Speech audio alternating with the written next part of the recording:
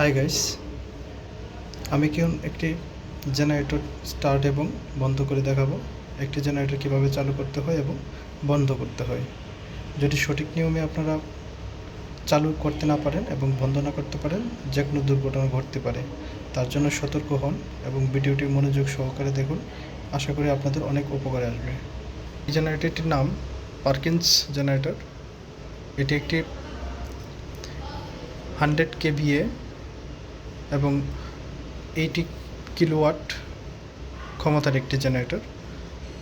এটিতে একটি ছোটোখাটো ফ্যাক্টরি আপনি চালাতে পারবেন, অথবা একটা 10তলা বিল্ডিং আপনি লোড দিতে পারবেন। এই পারকিন্স জেনারেটরটি সাধারণত এটি হচ্ছে আমেরিকান একটি ব্র্যান্ড। এটি অপারেট করতে খুবই সহজ। এটি অত্যন্ত ভালো মানের একটি জেনারেটর। দেখতে খানিকটা অনেকটা বড়।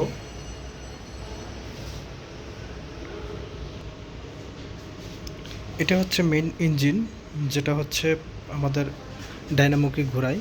এটা মেইন ইঞ্জিন, এটা ইঞ্জিনের অংশ। এটা হচ্ছে ডায়নামো হচ্ছে ভিতরের অংশটা, এই যে এটা। আর আমাদের ফুয়েল হচ্ছে এইখানে থাকে, এখানে পর্যাপ্ত পরিমাণ ফুয়েল দেওয়া আছে।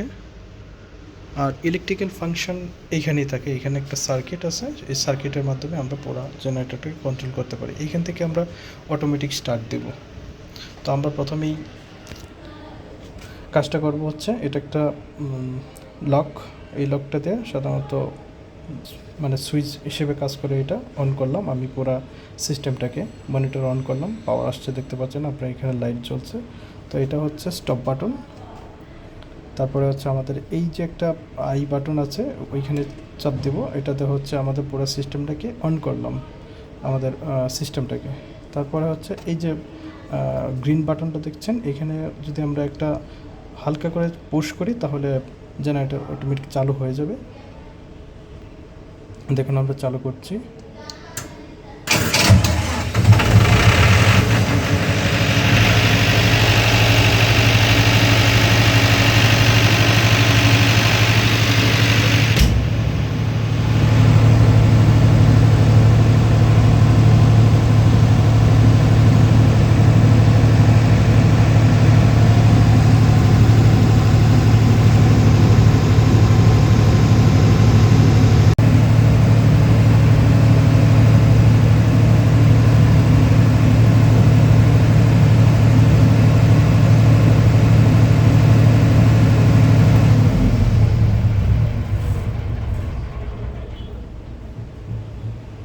তো জেনারেটরটি বন্ধ করে ফেললাম।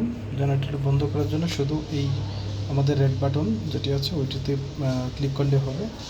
তারপরে আপনারা এই যে সুইচটি আছে এখানে চাবির মতো, এই সুইচটি বন্ধ করে দিলে লাইট অফ হয়ে যাবে। তো আমাদের এখন কাজ শেষ। আমি একটু দেখাচ্ছি। এইখানে হচ্ছে O2 লেখা আছে, দেখেন আপনারা O2। আপনি জেনারেটরটি স্টার্ট করার পরে যদি O2 বাটনে দিয়ে রাখেন তাহলে হচ্ছে এটা অটোমেটিক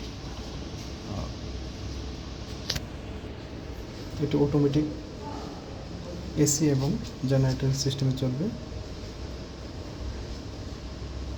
তো আবার পুনরায় যখন লাইন থেকে বিদ্যুৎ আসবে, মানে হচ্ছে আমাদের সাপ্লাই বিদ্যুৎ যেটা আসবে, তখন অটোমেটিকলি আবার ডিসকানেক্ট করে দিয়ে মেশিনটি বন্ধ হয়ে যাবে। এটা হচ্ছে অটোমেটিক বাটনের কাজ। একটা গুরুত্বপূর্ণ বিষয় আপনাদেরকে শেয়ার করি।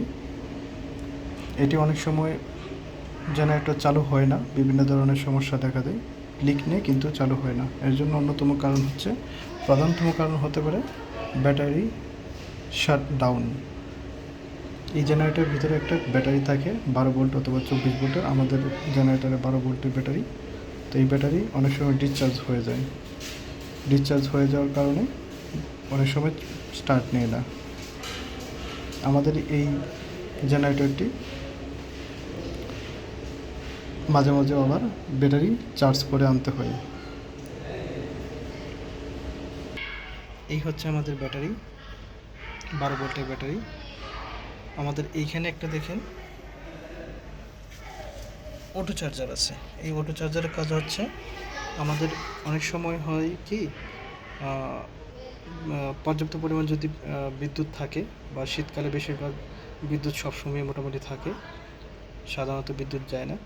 তো ওই 1 সপ্তাহ 15 দিন এরকম যদি টানা বিদ্যুৎ থাকে তাহলে আমাদের জেনারেটর স্টার্ট দেওয়ার কোনো প্রয়োজন পড়ে না। সেক্ষেত্রে এই 12 ভোল্টের যে ব্যাটারিটা আছে আমাদের সাপোর্টিং ব্যাটারি, এই ব্যাটারিটা অনেক সময় চার্জ ডাউন হয়ে যায়। সেই কারণে এটিকে সবসময় কন্টিনিউয়াস চালু রাখার মানে ব্যাটারি সচল রাখার জন্য, চার্জ কন্টিনিউ করার জন্য এই অটোমেটিক চার্জার ব্যবহার করে থাকি। এটি সাধারণত সবসময় এই কোনো জেনারেটরের সাথে সঙ্গে থাকে না একসাথে, এটা আলাদাভাবে কিনতে হয়। আপনাদের যাদের নাই তারা কিনে নেবেন, তাহলে এই সমস্যাগুলো হবে না। এছাড়াও মাঝে মাঝে